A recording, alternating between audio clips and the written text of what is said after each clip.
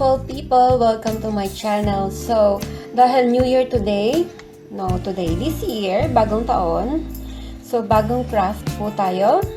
So, ang gagawin natin ay gagawa tayo ng infinite candle na DIY lang. So, ang ating mga gagamitin ay ito. So, meron akong fish bowl. Wala na siyang laman. So, tapos, meron tayong flower. And, ang gagamitin natin ng mga decorations ay mga artificial flowers and leaves. At meron din tayong stones na malinis na yan. At saka tubig. Tap water lang ito. At coconut oil. Cooking oil. Yan. Makikita lang sa kusina. So, everything is just DIY. So, ang una natin gagawin ay idikit natin itong bowl, fish bowl ay malinis na. So, kung natataka kayo, bakit ako may kandila, magagamit natin yan mamaya. So, sa fish bowl na ito, idikit lang natin itong bulaklak. So, i-glue lang natin. And, i-decorate natin siya dito.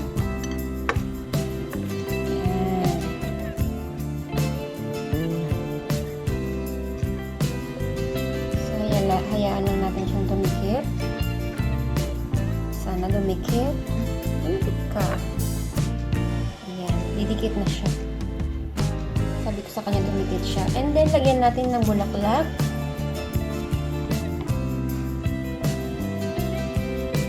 Lagyan natin ng dahon ang bulaklak. So, idikit lang natin siya dyan. Sa ilalim. Para meron siyang disenyo. Sa kabila naman, ganun din. I-glue lang natin sila. Para hindi sila gumalaw-galaw. Alright, diba? Dumidikit sila sa bowl na mismo nang hindi pa. Ayan. Alisin natin ang mga dahon-dahon. Alright. Ayan. So, ayan.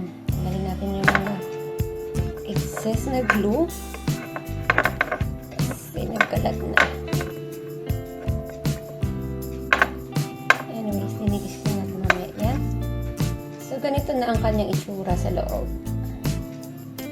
Okay? Yan. Lagyan lang natin siya ng konting dekorasyon like itong mga bato. As you can see, natin ito na itong mga stones sa gilid-gilid.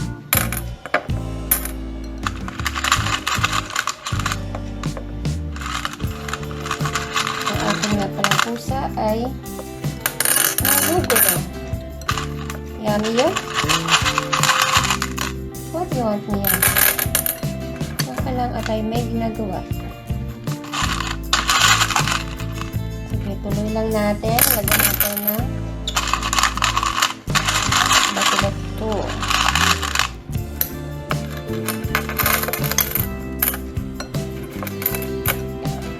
Ang bato ay hinugasan natin para hindi magkalat ang kanyang what do you call this? Mga particles or dust.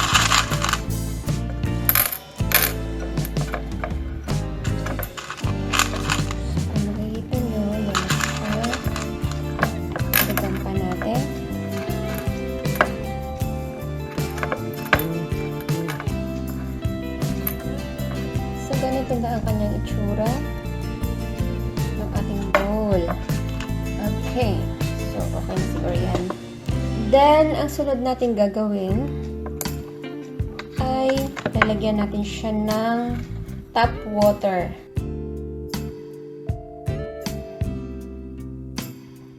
So, ito na yung ating ginawang bowl kanina. Okay, so kung makikita ninyo, ganyan ang kanyang itsura. Right? So, ang gagawin natin, lagyan natin siya ng tubig. Okay? tap water lang. Right, so lagyan natin siya ng tap water.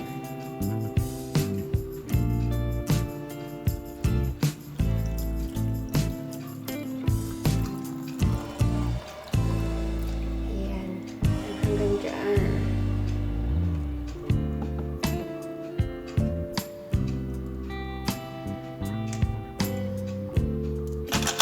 Dagdagan ko lang ng bato ito para bumaba siya.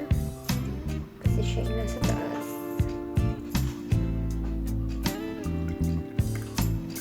Okay, so yan ang kanyang water.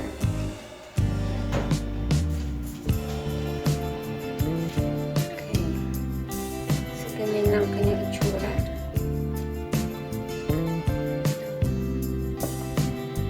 And then, sunod natin ilagay ay ang mantika. So, clear muna natin yung water. Kasi parang yan. Lagyan natin ng mantika.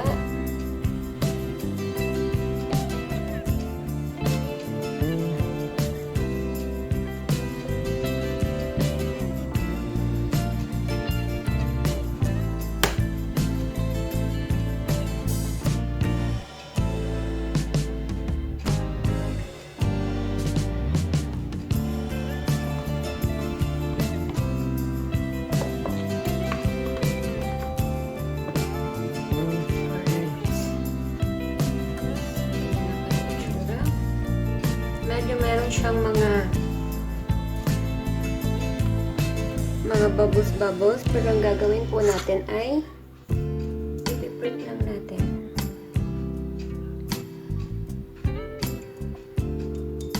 Hanggang mawala yung kanyang mga bubbles.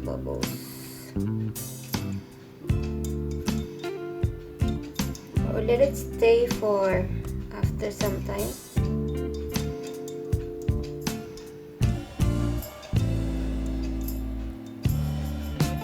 Okay. Then, ang next nating procedure ay ang natin ang kanyang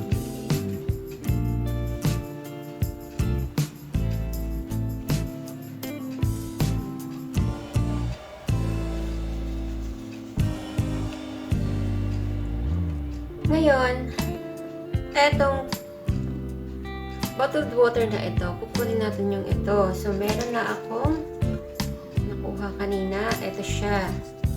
So, ang gagawin natin ay ikakat lang natin ito. Okay? Hinipisan lang natin siya ng konti.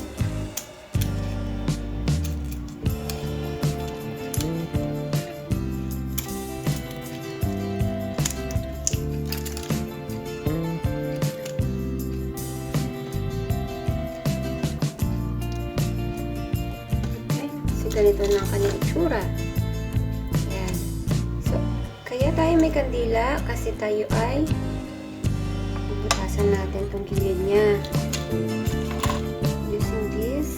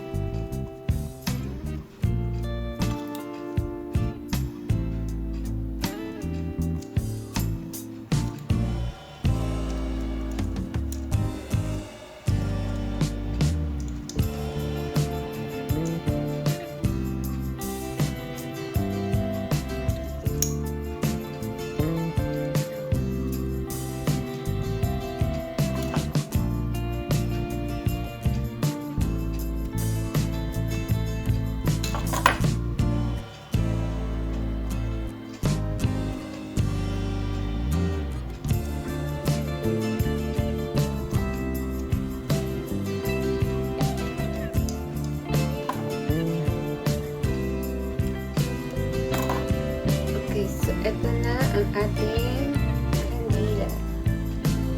Kailangan natin siya dyan. And sindihan na natin ito.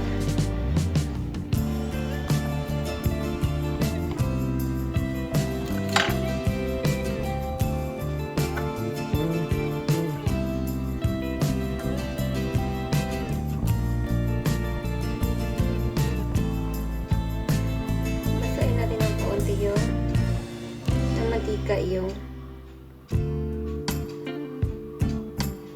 tissue para hindi siya madaling mapudpud. Okay? Ganyan lang.